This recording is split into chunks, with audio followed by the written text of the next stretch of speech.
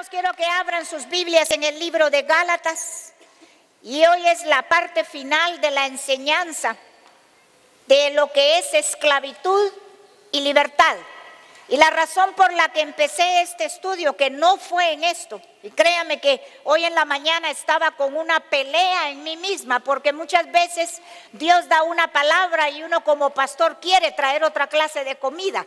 Y yo no sé si los pastores que están acá se han dado cuenta, o los líderes, que cuando a veces Dios habla, nosotros ya teníamos preparada otra cosa y entonces es como controversial. Pues bueno, esa controversia tenía yo en mi espíritu, la cual no viene de Dios, porque uno tiene que sujetarse a lo que Dios habla.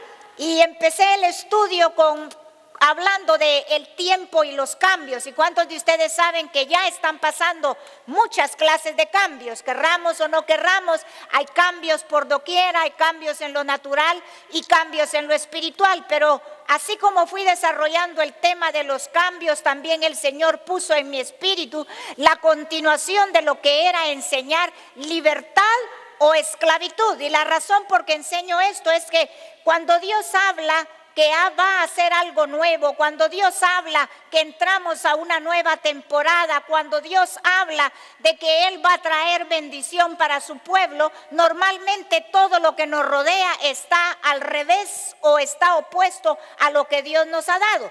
Pero en la palabra, en el libro de Gálatas capítulo 28, dice en la palabra: así que hermanos, nosotros como Isaac somos hijos de la promesa. Yo quiero que todos lo lean conmigo. Así, hermanos, que nosotros como Isaac somos hijos de la promesa. Y dígale a que está a la par suya: tú eres hijo de la promesa. Porque lo primero que estamos viendo en el libro de Gálatas, enseñé que hay hijos de la esclavitud, pero también hijos de la promesa. Y la promesa que Dios nos ha dado es una promesa maravillosa. Es una promesa que nos llena de esperanza, y cuando nosotros conocemos la perfecta voluntad de Dios, ya no nos dejamos llevar por el qué dirán, no nos dejamos llevar por las circunstancias, sino nosotros estamos definidos con exactitud quiénes somos en nuestra vida cristiana. Óigame bien, porque hay muchas filosofías, hay muchas ideologías, hay muchas religiones, doctrinas allá afuera que pretenden arrastrarnos a nosotros a otras cosas que no son la palabra de Dios. Pero acá la palabra de Dios nos está diciendo que tú y yo, nadie se excluye, somos hijos de lo que Dios había prometido. Y como les repito, esto me trae a mi libertad, porque aunque sea de Guatemala, vive en Estados Unidos, todavía tenga o no tenga residencia, eso no tiene nada que ver con el estado espiritual de lo que Dios ha declarado de cada uno de nosotros. Amén. Entonces esto me define en la vida, a saber quién soy yo, a saber en qué estoy creyendo, pero también a saber en quién yo estoy creyendo. Oiga bien, porque en estos tiempos la gente estaba creyendo en Dios, pero debido a lo que está pasando, se olvidan quién es Dios. Y Dios está en las crisis, Dios está en medio de su problema, y Dios está en medio de todo lo que está pasando. Cantamos y entonamos una adoración donde dice que Dios obra en maneras que nosotros no sabemos comprender, porque lo que Dios hace no tiene sentido para la lógica humana. Pero también me doy cuenta que la iglesia que se habla en esta palabra, la iglesia del libro de los Hechos, muchas veces nosotros perdemos la verdad de lo que somos como iglesia por un montón de filosofías o ideas propias que nosotros tenemos. Amén. Entonces yo tengo que estar enfocada en la palabra de Dios, porque no todas las cosas que son buenas o parecen buenas vienen de Dios. Voy a volver a repetir esto: no todas las cosas que son buenas vienen de Dios. Y aquí hay que ponerse un poquito a pensar, porque hay cosas que son correctas, hay cosas que se pueden hacer, hay cosas que nosotros podemos socializar con ellas, pero no todas siempre vienen de Dios. Y hay algo importante, hermanos, que si estamos en crisis, estamos en problemas o estamos en cualquier situación o en este tiempo que estamos nosotros ahora, es bien importante que el día de hoy yo no pierda la verdad de la palabra divina de Dios. Amén. Eso es lo más importante, que donde quiera que usted se encuentre, no pierda la verdad de Dios, porque muchos empiezan creyendo y terminan haciendo diferente. Muchos empiezan creyendo en fe y luego terminan dudando. Y aquí lo importante es que pase lo que pase, terremoto, maremoto, torrente, lluvia, lo que venga, no me aleje de la palabra de Dios. ¿Cuántos dicen amén? ¿Cuántos tienen Biblia? ¿Cuántos tienen Biblia?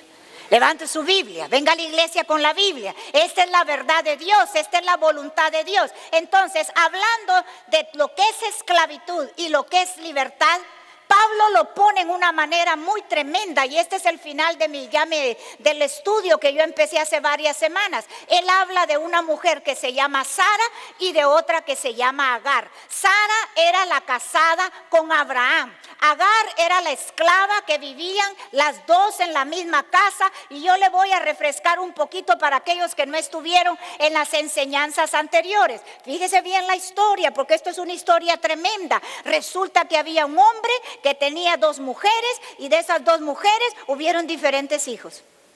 Pero Dios no había prometido eso, sino Dios tenía un plan exacto. Dios le había dicho: con tu esposa, ella te va a dar un hijo que es el hijo de la promesa, y en él tendrás descendencia. Pero por querer ayudar a Dios, en una misma casa, un mismo esposo mete dos mujeres, se acuesta y tiene intimidad con ellas. Y aquí está el asunto, que no se trata de una cuestión de intimidad sexual, sino se trata de lo que pasa bajo un mismo techo, bajo una misma casa. Y nosotros somos casa del templo de Dios, nosotros somos casa del Espíritu Santo. Y entonces esta alegoría o esta metáfora la podemos definir que tanto en tu casa como en la casa esta que es mi cuerpo, pueden haber una que es señora y puede haber alguien que también esté esclavo. ¿Está entendiendo? Porque él lo dice acá. Mire bien lo que dice en Gálatas 4 del 23 al 24. ¿Lo tienen ahí?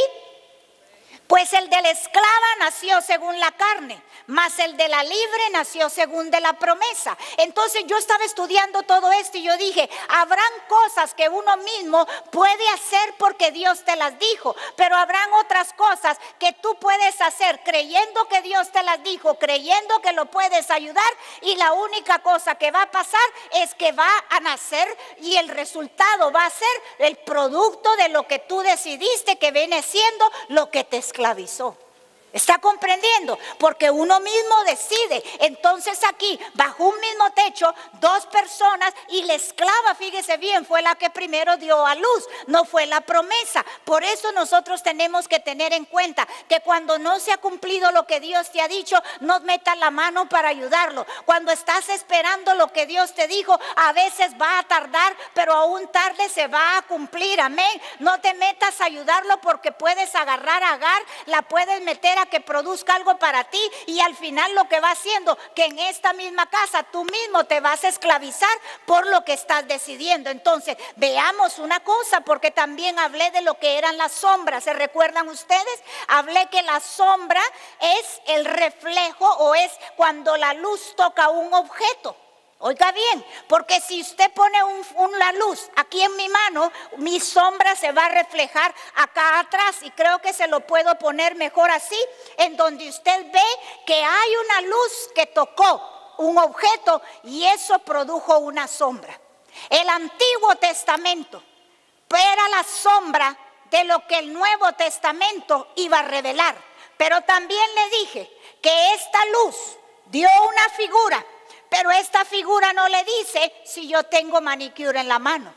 Esta figura o esta sombra no le va a mostrar si me hace falta hacerme las uñas o pintármelas o las tengo de otra forma. No le va a enseñar si tengo una cicatriz. Por eso es que cuando yo leo el Antiguo Testamento, eso era lo que estaba reflejando la revelación del Nuevo Testamento, que el Nuevo Testamento era la total voluntad de Dios, y por eso estamos enseñando de que Dios hizo cosa nueva en cada uno de nosotros. Mire, usted ve la sombra de lo que usted era y Dios está viendo lo que va a hacer de usted. Usted ve la sombra de lo que no puede y Dios está viendo la revelación de lo que ya terminó. ¿Me está comprendiendo? Usted está enfocado en el problema y Dios le está diciendo: sal, no te esclavices ahí, porque yo tengo una vida total de libertad en ti. Y no se puede vivir bajo la sombra, porque si vivo bajo la sombra tendría que caminar así.